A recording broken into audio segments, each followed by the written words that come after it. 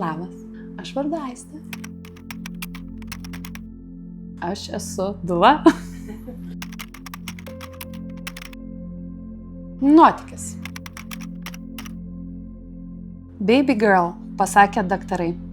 Paprašiau pakartoti, nejaugi. Taip ilgai svajota mergaitė, mano dukra, atrodė net neįtikėtina. Artėjo kovo 13, vis labiau ėmiau jaudintis, visi guodė, juk tai ne pirmas vaikas, viskas bus gerai, bet tarp jų net 11 metų skirtumas. Baimė vis tiek buvo šalia, labiausiai bijojau sąrėmių skausmo, kurio neįmanoma pamiršti, ir nuolat artėjantis gimdymas vis primindavo apie tai. Ruošiausi kiek galėjau, lankiau jogos pamokas, klausiau sesers Dulos patarimų, žiūrėjau YouTube filmukus, bet mano mažylė vis delsė. Nors planavau gimdyti vandenyje, visada žinojau, planuoti neverta, nes vaikai ateina tada, kai jam laikas. Dukrytė pasaulį išvydo savaitę po nustatytos datos. Skubi cezario operacija, 5 ilgos dienos ligoninėje, 9:59 įgimė. Dieve, kokia jį graži. Pirmos dienos buvo kupinos išbandymų, antibiotikų kursai, skausmas, silpnumas, nebegalėjau net atsistoti, su ašromis akise ir vos šypsena prašydavau sesučio atnešti man dukrytę, kad galėčiau ją pamaitinti.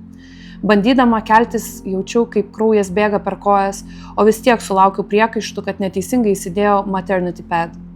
Vos kelios valandos po gimdymo klausimas, kiek mililitrų suvalgė. Sakau, nežinau, maitinu krūtimi, reikia primaitinti, pasakė sesutė ir atbėgo su mišinuku. Jaučiausi visiškai bejėgė, nesupratau, kas vyksta, nebeturėjau jėgų ginčytis. O tada dar vienas smūgis. Tyrėme dėl sepsio. Ką? Sepsis? Dieve, galvojau, kodėl mums? Vienintelė mintis, noriu namo. Po 5 ilgiausių dienų mums pranešė, kad viskas gerai ir galime vykti namo. Verkiau iš džiaugsmo ir nerimo tuo pačiu. Rankos drebėjo kraunant daiktus, o akise vis kaupėsi ašaros, vos ištarus žodį namo. Sesutės atėjo su išrašu ir maišu vaistų, skausmą malšinantis antibiotikai, švirkštai leidimų į pilvą. Grįžus namo atėjo nauji iššūkiai. Nenorėjau eiti į lauką, bijojau žmonių. Galvojau, kaip maitinsiu, ką darysiu, jį pradės verkti. Daug klausimų sukosi galvoje. Atrodė, kad nenorėjau nieko matyti. Pravirkdavau bet kada, net Google vedžiau klausimą, kada pradės darytis lengviau. Nemokėjau džiaugtis akimirką, viskas atrodė liūdna. Vaiko nuolatinis verkimas vedė iš proto. Ką aš darau ne taip, skauda, valgyt nori, kodėl verkia? Atsimenu, kad pirmą kartą viena išėjau į Lidlą, vos minutę kelio nuo namų.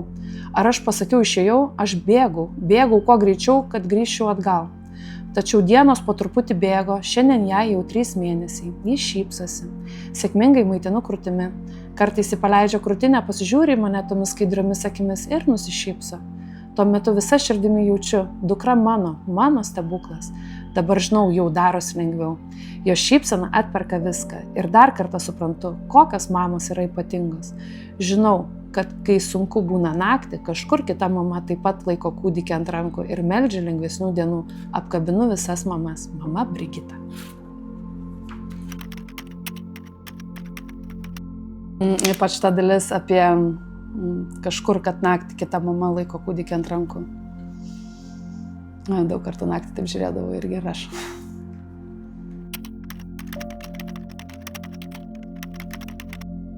Kai juos išleidžia namo ir tas, suprantu tą nerimą. Rankos drebėjo kraunant daiktus, o akise vis kaupėsi ašaros ištarus žodį namo. Būtent ta vieta, kad aš suprantu, kad jinai suvokia, kad namie nebus lengviau ir kad namie teks pačiai, bet ir ligoninėje jau nebegerai ir tiesiog žengti tą žingsnį. Jo. Sunku šitai moteriai buvo, bet ji sugebėjo. Įgalinimą, kad aš galiu bent truputėlį prašviesinti arba būti tas žmogus, kuris, tarkim, kaip šioje istorijoje pasakytų, tu gali, kad visą tai dabar yra sunku, kad visą tai baigsis žodinti, galbūt netgi kažkaip minimaliai padėti.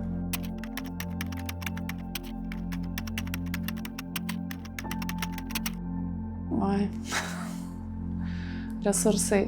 Manau, kad kiekvienos moters jie yra skirtingi Ir manau, kad taip pagrindinis resursas būtų poilsis ir tas poilsis gali būti tiek miegas, tiek bent kažkokia akimirka savo, kur tu kaip gali, kaip ir istorijai, uždaryti duris ir ar tai būtų vonia, ar tai būtų išėjimas į Lidlą, tiesiog uždaryti duris ir pabūti su savo mintimis ir sugrįžti į save. Tai manau, tas pagrindinis resursas, kur tu vėl susitinki su savimi.